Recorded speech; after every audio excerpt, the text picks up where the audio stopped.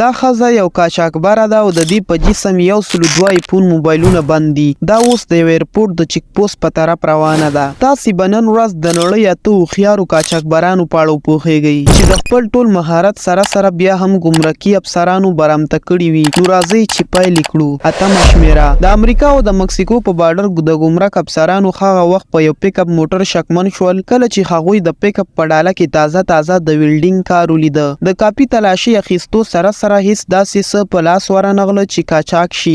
بالاخره د تربیت یافته سپو په مرسته معلومه شوه چې په دې پیک اپ کې چاودیدونکي توکي موجود دي. د 100 ساعتو لټون وروسته معلومه شوه چې د پیک اپ په ډاله کې یو جعلي پرش دی. کله چې دا جعلي پرش ترې لرې شو نو د هغې لاندې زیاته وسله او چاودیدونکي توکي برمته شول. اوومه شمیره. د ویتنام یو کس د چیکینګ باوجود ایرپورټ یعنی هوایي میدان ته داخل شو، لیکن دې سره یو داسې څه و چې د ځینو کسانو په دې سړي شک پیدا شو. د دې سړي په دوهم ځل هم چیکینګ وشو خو دا ځل ګیر شو.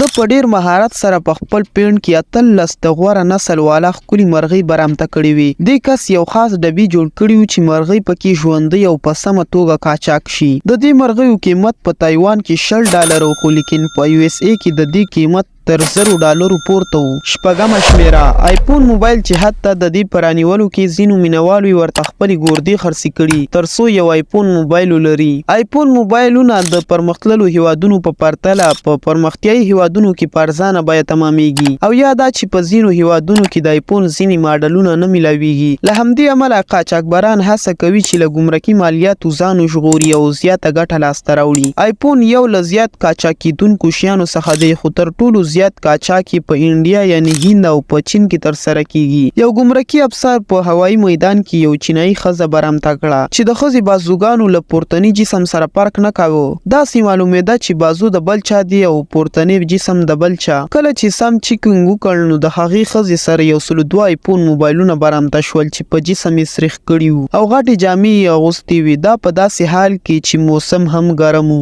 پنځمه شمیره. په مکسیکو کې یوې ښځې په یو سوټ بکس کې سامان اچولې و او زندان ته د بوای فرند د لیدلو لپاره روانه وه. د ملاقات څخه په واپسۍ کې هغه د زندان په چیک پوسټ کې ودرول شوه. په دې وخت کې ښځه هم وډاره شوه او د هغې سوټ بیګ هم د مخکې په پرتله زیات دروند او غټ معلومېده. کله چې سوټ بکس کولاو شو په منځ کې د ښځې بوای فرند پروت و د کوم چې د 20 کالو د زندان سزا وه او اوس یې د ګرل فرند په مرسته د تېښتې کوښښ کاوه. څلورمه شمیره. یو کس د ناروې په هوایي میدان کې له ناستې وروسته په ارامه توګه ټول ګمرکات کراس کړل او په حفاظت سره له هوایي میدان څخه د وتلو والا و. خو یو افسر دا کس له لرې څخه په خپل نظر کې نیولی و چې ځینې غلط حرکتونه یې کول. کله چې کس ودراوه او تلاشي ورکړه نو له هغې سره 40 د غوره نسلونو والا خزنده و چې هغې په خپلې خېټې پورې تړلي و. درېمه شمیره. په برمنګهم کې یو زنداني له خپلو ملګرو سره د نشهیي توکو د انتقال یو پلان جوړ کړ. د دې لپاره نوموړي د زندان څخه بهر له خپلو ملګرو څخه مرسته وغوښته. د دې لپاره د هغې ملګرو د ډرون ښکته د رسۍ تړلو په مرسته د زندان دننه په یو مخصوص ځای کې یو زنداني ته نشهیي توکي ورکول کېدل. د 100 میاشتو لپاره دا کار ترسره کېده لیکن د زندان افسرانو ته د دې هیڅ اندازه نه کېده. یوه ورځ د CCTV کیمرې په واسطه یو افسر یو بیګ په هوا کې ولیده او تر عملیاتو وروسته یې د ډرون قاچاقبران ونیول. د ډرون قاچاقبرانو د دې طریقې په استعمال سره د 10 لکه پاونډو نشهیي توکي انتقال کړي وو. دوهمه شمیره. په انډیا کې یوې جوړې له دوبۍ څخه د خپلو بچو په پیمپر کې 8 کیلوګرامه سره زر اچولي وو چې په هوایي میدان کې د چیکینګ په وخت کې ونیول شول. د دې سرو زرو قیمت کم از کم د 140 کروړه روپو برابر و.